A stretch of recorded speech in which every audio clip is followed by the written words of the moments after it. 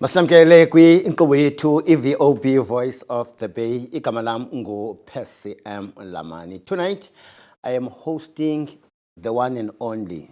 I've got only one guest tonight. In fact, there were supposed to be two, but on the 11th hour, one of my guests has decided, due to unforeseen circumstances, decided not to be with us, Mr. Nkululeko Mantana, but Mr. Mpumelelo Bond Nyoka is with me from now up until 8 o'clock. We'll be discussing a number of issues, very interesting issues, local, national, and international politics. Mr. Mpumelelo Bond Nyoka, Maskwamkele, good evening and welcome. Mandibulise nam sasazi ndithi good evening nakwiMpuma Kapa TV family. Thank you for inviting me. Thank you very much, Mr. Mpumelelo Bond Nyoka. As I have said that I will be with Mr. Mpumelelo Bond Nyoka from now up until 8 o'clock. There are a number of issues that we are going to discuss with him. Some of the issues are or has to do with the EFF, Mr. Nyoka. Let's quickly look at the first item that has to do with the EFF. The EFF and the MK Party.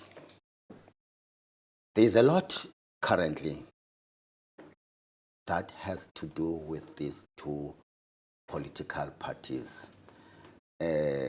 I think the last statement that CIC Julius Malema has made was about the people who have decided to leave the EFF, and yet he also assured the nation at large that he thinks that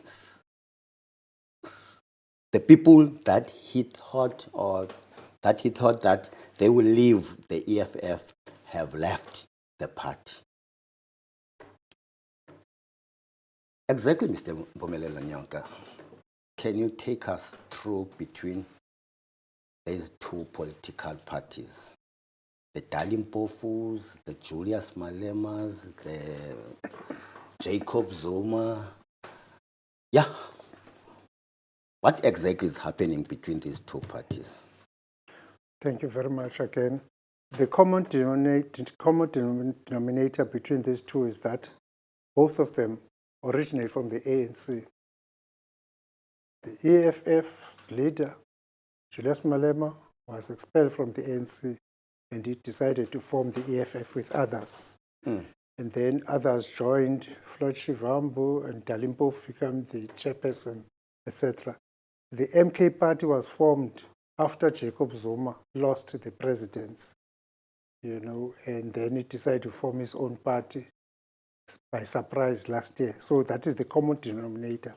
So what is common between them is the ANC, and then they form separate, but now they are fighting amongst themselves. The issue is that after the elections, there was a loss of votes.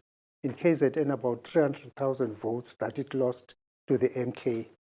So the EFF bled a lot during the elections, from being number 3 to number 4 now, by a newcomer called MK, coming from nowhere within a question of 6 months. That was very bad. And then its leaders, you can imagine your co-founders, like Floyd Shivambu, your deputy president, and then your chairperson joining MK. That was too much.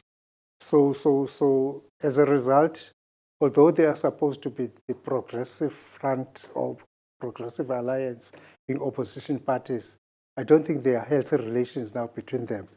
You understand? So in that sense, the political enemy of the EFF is not the ANC anymore, it's the MK, because it's bleeding its members. The statement that he issued over the weekend was telling. He said, there's war now. This is not a church. If a person is fighting with us, we don't have to kiss them or pray for them. We have to fight.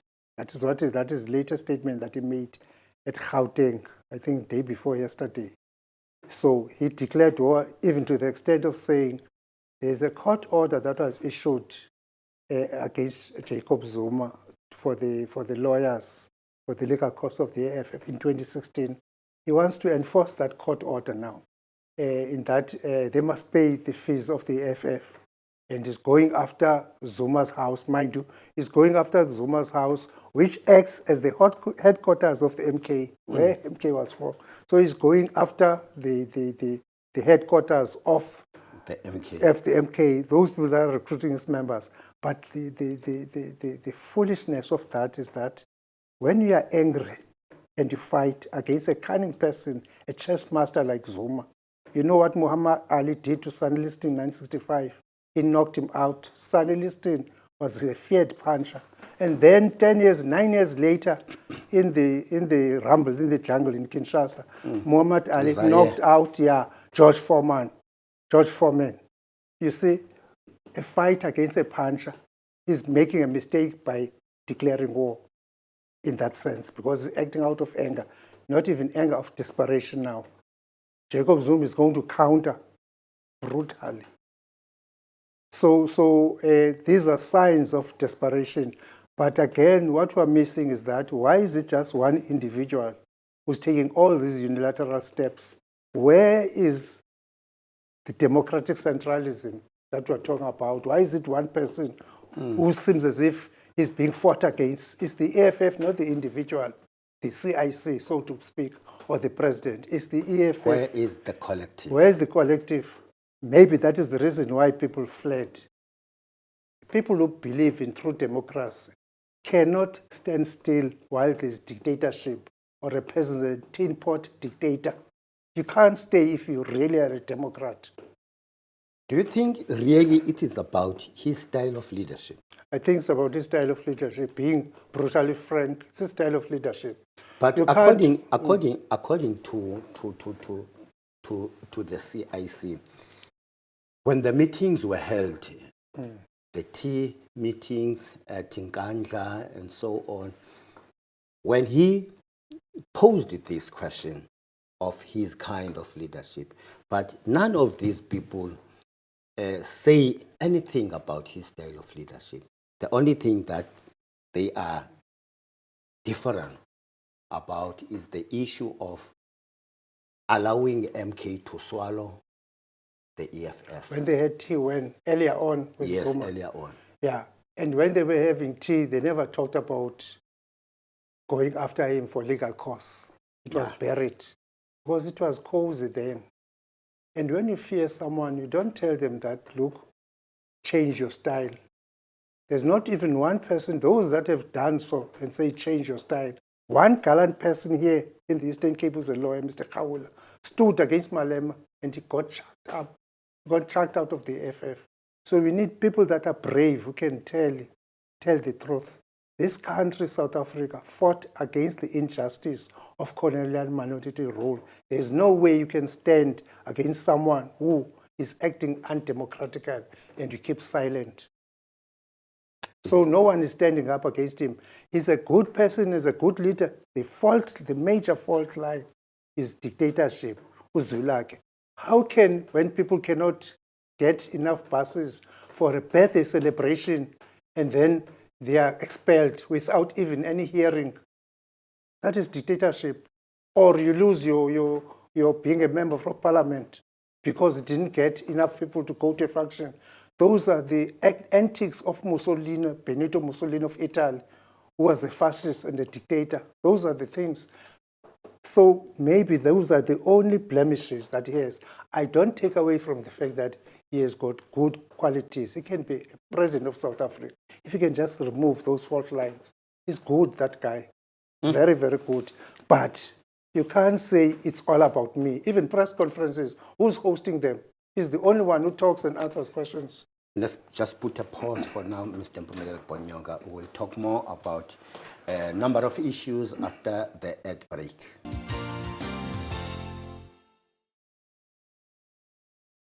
Enkosi ngokuba kunye nathi siyanamkela kwakho. Good evening once again and welcome to our second segment. As I have said earlier on that the entire show I will be with Mr. Mpumelelo Bond Nyoka. Once again, good evening, sir. Good evening, Moses. Let's move on and talk about the instruction that has been ordered by CIC Julius Malema that his party's lawyers must attach Kandla's home. You call it MK's headquarters. They must be attached because former President Jacob Zuma is owing his party some money. Is it going to be successful, what Mr. Malema is trying to do? It depends on the amount owed, but let me start from the beginning for context.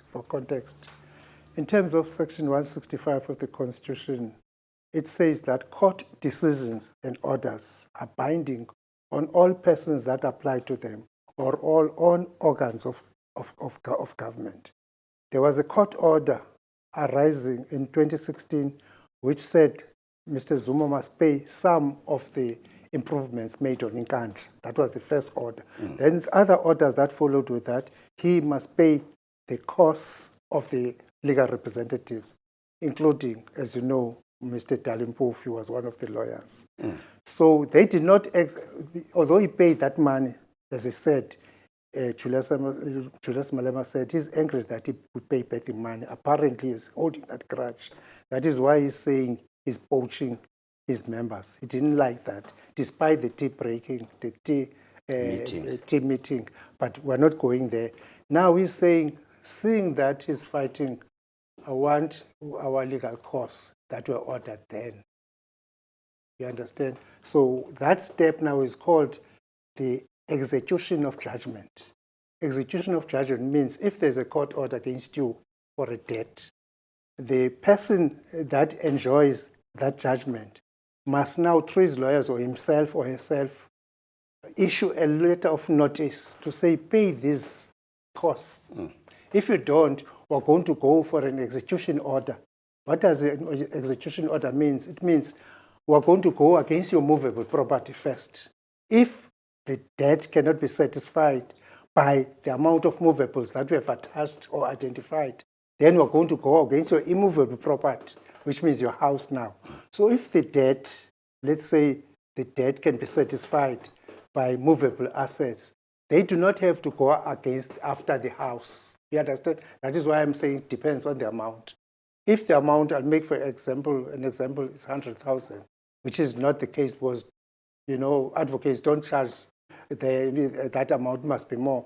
If the amount can be, let's say after the notice, they pay the amount, there's no need to go against his assets. Or if they cannot pay it, because they cannot pay it or the foundation, but they can attach movables of his property, then there is no need to go after the house. You understand? So it's slightly misleading to say we'll attach Nkandla. It's sensational because it's not like that. Unless there's nothing to be paid up front, there are no movables that can certify the debt, then you go after the ultimate price. That is what he meant. He should have said, we are going to go against his assets, first movable and immovables. But the ultimate aim, if there's nothing that comes, is in Nkandla itself. But it's symbolic mentioning Nkandla because that is the headquarters where things were devised to have MK, to go after leaders from other parties, etc. So he's hitting where, you know, when they say hit the snake where it matters. You understand? Yeah. So that is the situation. Can you say currently Julius has declared a war against former President Zuma? Definitely, war is on. But the question is, what is going to be the reaction now? Is it going to be counterproductive, that declaration of war? Because we've got a seasoned strategist here with this one. You must remember, he's 82 years, terminally ill, but he's very energetic and very cunning. So he must watch out. But we are in for entertainment in the process. In the process, how would you advise CIC Malema in this situation? My advice would be try to be strategic in this. Retain your membership, instill confidence and hope in those that are there, change some of your positions, like opening the borders, because that was a bloodbath for it. Opening the borders, yes, ideally Africa belongs to everyone, but the reality is that people on the ground don't buy those African ideals of borders having been imposed by colonialists. They're looking after themselves first, you understand? Change those. Try, most important, last but not the least, try to be modest. You know, if you're modest, things work right for you. Doesn't matter how brilliant or how moneyed, how powerful you are. If you are pompous or immodest, things don't go right about you. Human nature doesn't like someone who's boastful and who's pompous. Calm down. Look, God made an example by ensuring that Jesus was born in a sty, not in a fancy place at that time, to show that modesty takes you far. That is an example of modesty, how far it can take you. So he must tone down. And lastly, also, sorry, I said lastly, involve other people. Let it be a real collective that takes decisions. It can't be about you. It can't be about you. Hence, people are leaving. Look at Ndlozi. He is so quiet, Mtanabantu. Although the people are talking about him, what does it say? If there was freedom there, he could have said, no, I'm not leaving, I'm not leaving, I'm staying, etc. He's silent even about the damning reports that he's barred from attending the conference only next year. Why is he so quiet? What is he fearing? So he must change his style, change some policies. Things are going to work right.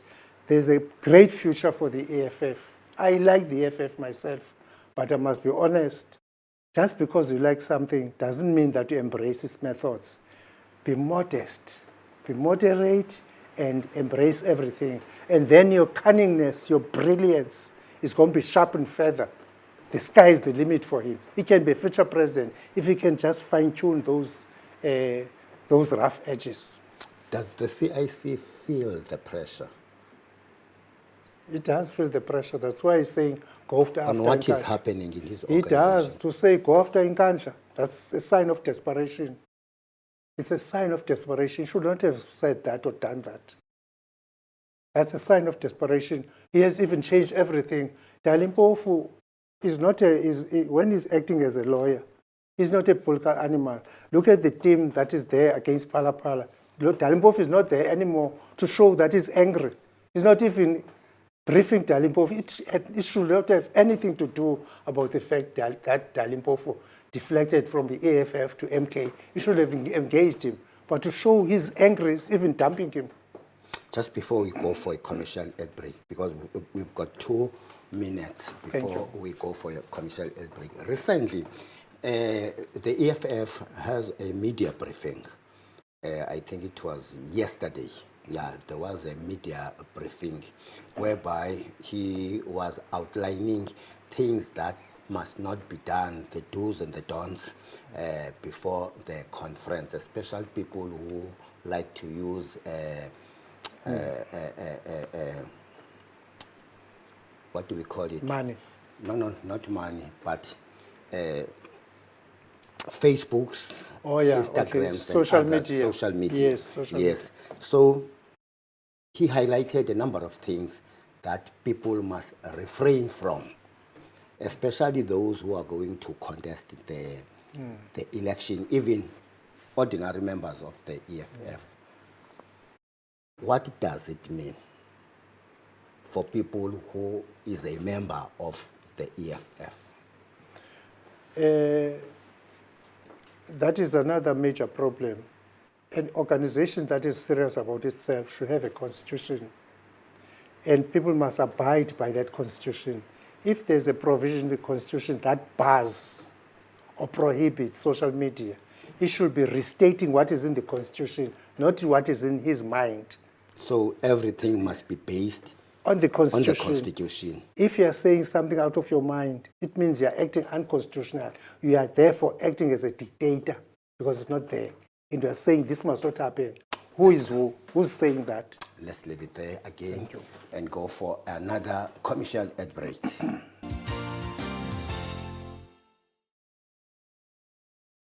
Ngosini kakhulu ayinithi yadyudyuza kumandla kaMandela. We are currently experiencing some heavy rains in the Nelson Mandela Bay region. I hope everybody here in Nelson Mandela, they are indoors. But again, let's welcome our guest, Mr. Mpumelelo Bond Nyoka. Now, Mr. Mpumelelo Bond Nyoka, we are going to focus on Phala Phala.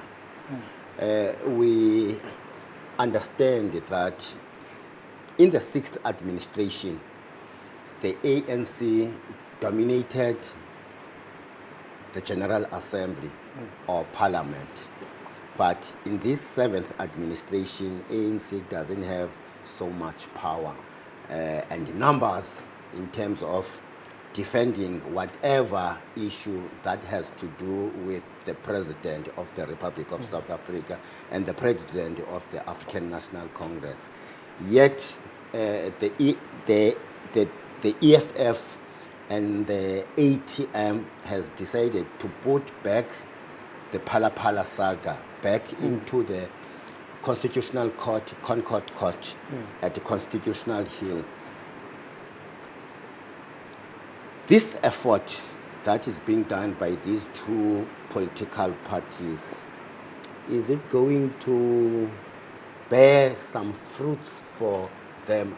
Is it winnable for these two political parties to take again, because they have hired a number of advocates to take this matter of Phala Phala? Because in their case, they are saying ANC has done a wrong thing in the 6th administration because they have numbers. Now they do not have numbers. So they believe this Phala Phala saga should be brought back to the parliament.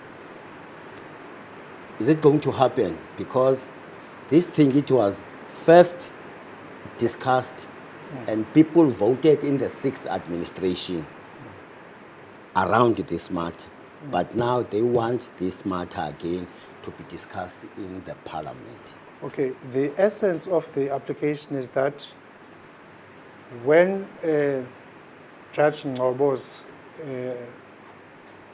Commission of Inquiry made a recommendation that there's a prima facie case for the parliamentary committee to have hearings about whether there are impeachable grounds against the president. The National Assembly voted against going for impeachment in that committee. So now, in 6th administration, yes. But Parliament, there is no restriction that Parliament has to be a previous administration. Parliament is Parliament, whether there is a new administration. It will be a question of technicality. This one cannot say we're not there. It's still Parliament. You understand? So it cannot be a ground that it was that other one that did not approve. But what they are saying is that the actions of not having that parliamentary committee to hear whether there are impeachable grounds for the president was irrational. They are taking it to the Constitutional Court now to say the decision of the National Assembly not to have that inquiry was irrational because there was a prima facie finding by the Sandile Commission. So the question is about irrationality or rationality or irrationality. But there's a sub-issue that talks to the separation of powers principle. Can the judiciary rule on what the National Assembly should do or not?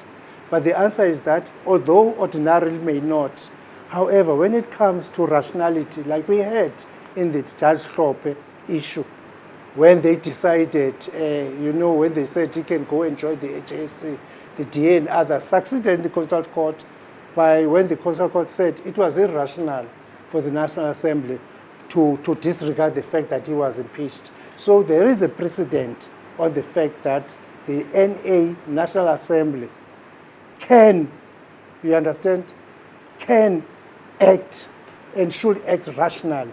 So the issue before the Constitutional Court is whether the decision not to hold an inquiry, despite the finding of a prima facie case, was rational or not. My humble submission is that it may succeed, because really it was not that Commission of Inquiry was not dictating to the National Assembly what to do. It was saying, on what you have instructed us to investigate, what we have found on what is available is that your committee can inquire on it. So the committee can inquire and still come back and say there are no grounds for impeachment. So why do you say we're not even going to investigate it, as if you are a spoiled child who doesn't want a toy? On that ground, that application may succeed, because it's not about whether the president did wrong or not. It's about the inquiry committee doing its impeachment inquiry, just like they did with the former public protector. It's just about that. Parliament, the National Assembly, because of the domination of the ANC, said we're not even going to investigate that. If they had said we're not going to have that committee because of ABCD, because in reality, the Commission of Inquiry acted on questionable evidence. There was a lot of hearsay. Mr. Fraser submitted hearsay evidence that was not tested, you see, and most of the evidence was based on newspaper reports. There was no corroboration what was there.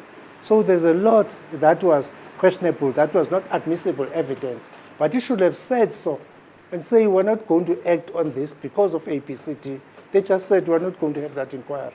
So in my humble opinion, the Constitutional Court may uphold the application of the ATM and EFF and say National Assembly acted irrationally.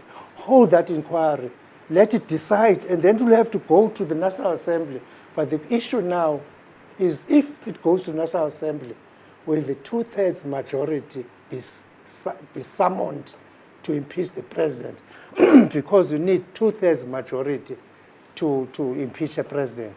So this might be a futile exercise, because neither the AFF or the ATM or both combined have that two-thirds majority. So this is just a political point-scoring exercise that is doomed to fail, even if it's taken to the National Assembly. So where is the president? He's secured where he is, unless the DA turns against him. So that is why this GNU is very delicate. Ubalwa is sum up. You must nurse your parties, because if you mess up, the two-thirds majority may be reached. You understand? But the Democratic Alliance once said they will never, ever work with the EFF. You must never say never in politics. The people that we talked about, they say they will kill for Zuma, and now they're killing each other. The DA said it's a criminal organization, will never work with the ANC. They are cozily working with the ANC. Never say never in politics. You'll have a heart attack or a stroke. No. I am citing words which were made, or the statement which was made by the Democratic Alliance, that now that EFF has done a lot against the Democratic Alliance, and the DA made that statement that not again. No, I'm saying if they get disgruntled about the ANC, they won't care they won't care about what the EFF said or done against them. You understand? So that's why I'm saying the ANC has to tread with caution. I'm relating this to the Bella Act, those two clauses. I'm relating to the NHI. The DA knows it's got that 20%. It may work with the devil to get what it wants, even if it gets those votes from those of the AFF. But it's a bridge too far to get that two-thirds majority. It's a bridge too far.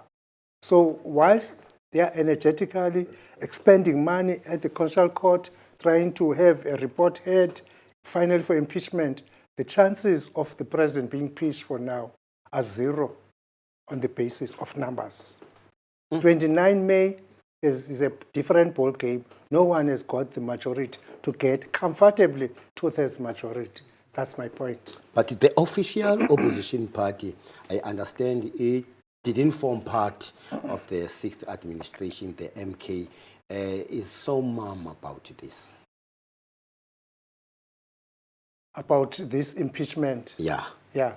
No, it's letting the EFF and ATM to do the dirty work. It's their fight, so to speak. But when it comes to, once that inquiry is held and the vote comes to the National Assembly, we may talk a different story when it comes to voting. You know, there's a phrase they use, le ANC ka Ramaphosa. So if Ramaphosa is in the stand, they'll go after him.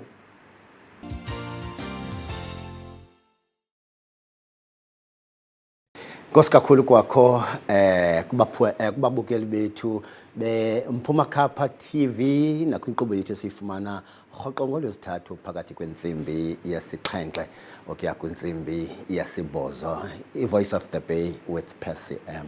Ndim Percy M. Mhlekazi Mpumelelo Bond Nyoka usekunye nathi. Mhlekazi Nyoka, masikwamkele kwakho. Umhlekazi uJacob Zuma ulwela umhlekazi uZuma ulwela ubulungu bakhe kumbutho we-ANC. Ulwela ubulungu ngapha kumbutho we-ANC, ngapha ukhokela iqela le-MK party njengopresident walo. Hey, ndiqinisekile nguwe onosichazela ngcono okokuba yenzeka njani, ngoba ke umbutho we-MK party utsho wona into yokuba umgaqo-siseko wawo awuyivumeli into yokuba ubani olilungu abe nobulungu i-MK party nakwelinye iqela. Yeah, ndivile nam le nto Sunday bendisenza iti ndakhe ndalokha nje kancinci ndakhamisa uba awu uya-aphila against bigap le uba kuthiwe i-appeal la i-hearing ithi go against yena. For a-aphile because ANC constitutionally clear. Only if we alliance ANC like SACP unga-allow bene dual membership. But your alliance ANC, we cannot have that. Yeah, being an ANC member for all those years, constitution ANC forbid alone. Yeah, forbid ne acts of disunity to against ANC. Be disrepute, so there are 3 breaches at the least azenzileyo ezinomsubjecta njengoba esubjectiwe ku-disciplinary inquiry. ANC constitution clear, everyone is equal in the ANC before the law. Noba uyi-president, noba uyi-member esanda uba ungena, uyaqonda? So he had to be taken to a disciplinary inquiry after kuvika uba uformishe iparty nge-16 kaDisemba. Wayiluza. Ngoku uya-aphila ngoku. I'm sure uba confused umuntu okusanda ufunda ii-processes uba umuntu aphila njani kodwa uneparty yakhe and yenze kakuhle number 3 eSouth Africa kodwa uyaphila because i-ANC ayivumeli i-dual membership. I-constitution ye-MK ithi umuntu ufuna abe member ye-MK unako uba ne-dual membership ne-MK if you are an ally of the MK. Clause 13, clause 13 ye-MK constitution uthi except for highly important or strategic circumstances uyavunyelwa abo bantu babe ne-dual membership. Can you give us an example on what we are saying? Yeah, the interpretive clause ye-EFF, MK party. Only for highly important or strategic, for exceptional circumstances or strategic circumstances, uyavunyelwa umuntu abe ne-membership outside i-parties as ne-allied. Akuxelwanga uba ngubani lo mntu. So abo bantu funeke bajustify uba ngowuphi lo mntu qualifyayo for these highly important or strategic exceptional circumstances uba angane-membership nenye iparty. Ayixelwanga, the constitution is silent about that. Rule 13 msasazi I-specify uba nguZuma yena accepted he can be a member or seek to be a member for another party le ayipursuwayo ngoku. I'm sure laa clause ifakwe for le unique circumstance yakhe. You understand? Nangona ngasipelanga, but it should have been more elaborate. But zezi bezomeko le question ibuzayo ayicacanga uba ngeyiphi na. Because it should have been good enough into yoba kuthiwe you can have a dual membership with a party aligned nayo nale MK qha. And ithi ke ikosi ye-MK wonke umuntu ojoyina i-MK on probation for 24 months, for 2 years, ingakhanselishwa high command or national officials, lo membership. So nabo basanda ujoyina pha bakwi-probation for 24 months, ingakhanselishwa unilaterally loo nto. So umuntu wangarelax abo basanda ujoyina. I-24 months ayikapheli msasazi. You must also look, Mr. Mpumelelo Ponyoka. There are a lot of questions around this constitution. Yeah. One, they didn't even sit a one conference to decide or to discuss about these issues that we are talking about. Point enhle leyo msasazi. Besengixela le nto ikhoyo ndiyazi isenjani na. Who took these decisions? Yes, good point. There was never a conference, there were never elections. That is why in City, the party, however great its building is, it's founded on sand, not on a foundation of cement. Because there should have been structures, sitting a democracy, democratic centralism, but who took the decision about democratic centralism? Democratic centralism, it means a decision of that group binds the rest of the membership. But when did they meet to say, select ababantu, sifune ezi principles, zangenzeke, kubano draft the constitution, because it is said that, it is rumored that weeks after ejoinile uFloyd Future Farm, it drafted nguye la constitution, because you know high command, it terms the EFF, like high command, ever. Those terms are foreign pa MK. So structurally na ine weaknesses. That is why ibona abantu beparachutwa kususwa abantu beparliament faka abantu. Kodwa umuntu usanda ujoina seyibekwa kuposition ethile. How is it that uFloyd Sivame usanda ungena be secretary general? What about those trusted sons and daughters who toiled Who laid the foundation? Who laid the foundation? Misha ntoni loo nto leyo? Ngoku there's a rumor from Mpumalanga into yoba uDuduzana kayi-deputy president. Ithini ngeposition kaFloyd loo nto leyo? What does it say about democratic functioning phakathi kwi-MK? Izenjani i-constitution adoptwe ngobani? So there's a lot of mess. That's why in City, nangona i-grand in-clay building, yathi yayenza yaphuma number 3, the foundation is based on sand, not on cement. It can collapse anytime. So ndinewari ngabantu abayileyo phaa. Ndinewari ngabo bonke. ODalimpofu, no Floyd Sivame, I'm just worried about them. They should not be so settled by relax. So you see a family affair kind of a thing. Dynasty, political dynasty. Yes, Muslim history. Ndibona i-political dynasty, ndibona iyancuma msasazi, ndibona iZuma dynasty. Zuma dynasty, ndibona yona. So that's why in City, people should not relax too much. Intle miracle yenzekileyo. But there's dynasty, and let's not shy away from this. uZuma whipped emotions abantu belacala bavotele for real. There was a lot of bavuletani, I'm one of you. Let's go back to the issue of dual membership of President Jacob Zuma. Does he really love the African National Congress? Because he once said he will be buried by the African National Congress. If you love the African National Congress, you abide by his decision and you abide by his discipline. If it you want to equal, do this, you do it without question. If you are recalled, you accept your recall, just like Thabo Mbeki accepted his recall. Noba, he kept quiet for some time. He never threw toys out of the court. You see, ever since he was rejected, Jacob Zuma, in favor of Cyril Ramaphosa, he declared war on the ANC and its processes. Once Cyril Ramaphosa was appointed next, you could see visibly his disappointment when Nkosazana Zuma, Dlamini Zuma was not nominated. If you love your organization, you submit yourself to its processes and the decisions of the people, especially if you grow up in that organization. You went to Robben Island for 10 years, you went to exile. Your life is the ANC. If you love it, you submit yourself to that. But you don't destroy it he from mentioned inside. his love for the African National because his motive in terms of establishing or organizing this MK party, he spoke about saving the ANC from the crooks. There's a difference between loving someone and being infatuated. Maybe he's infatuated with the ANC. He has infatuations. We are infatuated. It's infatuation. The question that should be asked, does he love the MK that he has formed, that is so powerful now, is number 3. Does he love it?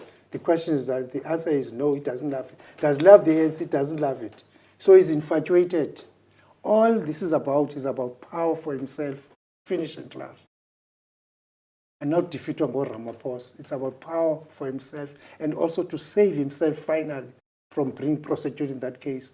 Because if he's president or he gets someone who's a toy, using a toy telephone to be president, he'll be pardoned if he's found guilty in that corruption case that is coming.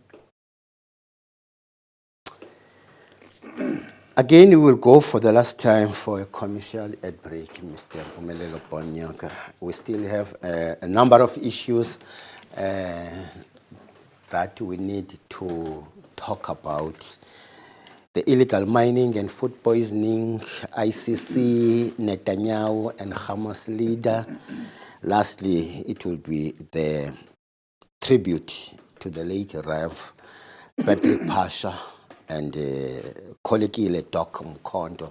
We'll talk about those issues when we come back from the ad break. Sibuyela kakhona sinamkela kwi-Voice of the Bay, VOB, with Percy Mr. Nyonka. Good evening for the last time. Good evening, Sasas. Wow. Illegal mining and food poisoning. Namhlanje, this afternoon, the latest is that some of the illegal miners are coming from the neighboring countries or around SADC. And there are a number of young people. In fact, there are experienced miners among those who were resurfaced this or today. Yeah, some of them are coming from the neighboring countries. Exactly. What was expected from the state in this situation?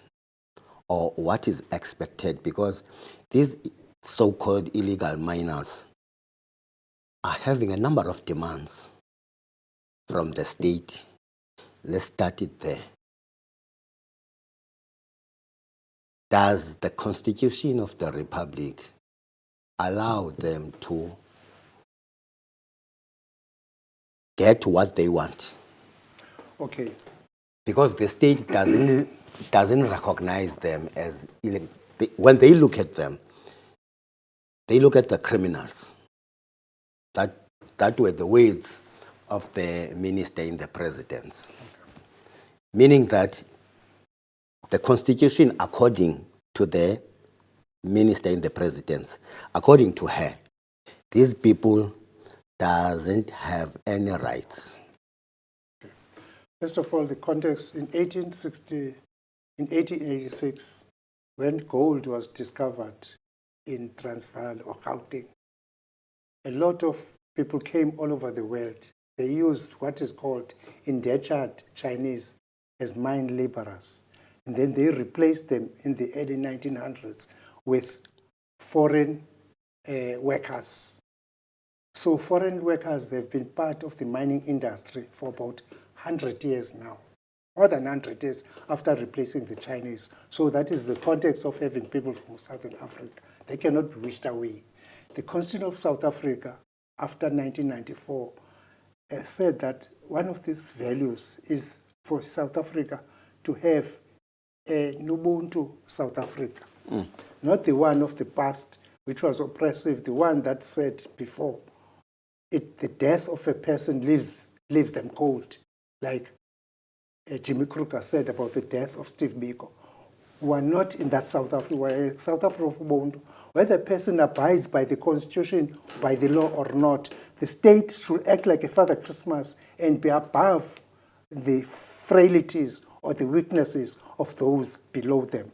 The South African Constitution, by a majority of its clauses, applies to everyone in South Africa, except for exceptions like the right to vote. It does not apply to people that are not citizens. So when the South Africa, then the Constitution says in the Bill of Rights, everyone has this, it means nationals and non-nationals alike. Section 11 of the Constitution says everyone has got the right to life. Section 27 of the Constitution says everyone has got the right of access to sufficient food and water. And then Section 1, subsection A, says that South Africa will be a value-driven state or society based on the advancement of human rights and freedoms. If we can remember those three, then we'll have all our answers there. I'll make this example that I make everywhere. When a robber, a cash transit robber, with his AK-47 is shot by the police lying on the road, the police don't take him injured as he is, even though clutching on his AK-47, straight to jail and then to court. They take him to hospital first for treatment. Once he's healed, he's taken to court. That is the kind of South Africa that we are, despite the criminality of that person. And in terms of the law, no one is a criminal, should be deemed a criminal, until and unless he or she has been found guilty by a court of law. The presumption of innocence applies to everyone. So the statements by the minister coming from emotions were irresponsible and reckless. Just because a person is walking around does not mean he's a criminal. You must be convicted and found guilty, and you are a criminal only in respect of the offense for which you are found guilty. After you've served your sentence, you are an ex-criminal. You don't bear a tag of criminality until the days of your life, until you die. And she said that they are not to be protected, they have to be persecuted. We don't persecute people in South Africa. If we are suspected of having committed a crime, we are prosecuted, and your due rights to human dignity and presumption of innocence before the law applies. That may not sound nice, but that is the kind of South Africa that we decided to aspire to be. Whether there's a gap between where we are and where we aspire to be, that gap has to be measured. But we swore that will be better than the previous regimes of colonialism, of apartheid, minority rule. We have to be better than that. Otherwise, the fight will not have been worth it. So those people on the face of it are guilty of one thing and one thing only, of mining objectively without a license. The fact that possibly some are armed there is speculative, because we do not have evidence that those that are there are armed right now. We can only speculate. We must deal with facts, not speculation. Okay. You understand? It's a pity we don't have enough time in this segment, as much as we have a number of issues to talk about. Food poisoning also is affecting the foreign nationals. Yeah, that is very bad. Once you are come to a country, you must have papers, and there are prohibitions about what you must do. I'll make an example. In Senegal, you and me cannot drive in Senegal. We're not allowed. Foreigners cannot even drive in Senegal. In Ghana, no one can be a hawker. You cannot sell food in Ghana. So to reach a point where people who are of foreign origin can even poison things, the question is, how did they reach that far? Do they have papers to be here? You need to have a permit to have a spaza shop. A spaza shop is described like hidden in Zulu, in Nguni, a place that is hidden. It came about because blacks were not allowed to have businesses in the township, so they had to have corner shop. That is the origin of spaza shop, arising from the 50s and 60s, but it grew on its own. there are requirements to have a spaza shop to avoid poisoning. You must have a permit. You must, if you're a foreigner, have rights to be in this country in the first place. If your status is legal, you cannot be given rights when you are not supposed to be here in the first place. So to poison food is a criminal offense. You are not even supposed to interfere with packaging or even change the expiry dates. Because some changed the expiry dates. It's expired, but they multiply, they put it like 10th of January, although it's expired. You are not supposed to interfere with that. It's against the Consumer Protection Act. It's also a criminal offense. So those should be prosecuted. Sorry, prosecuted, I'm using prosecuted now.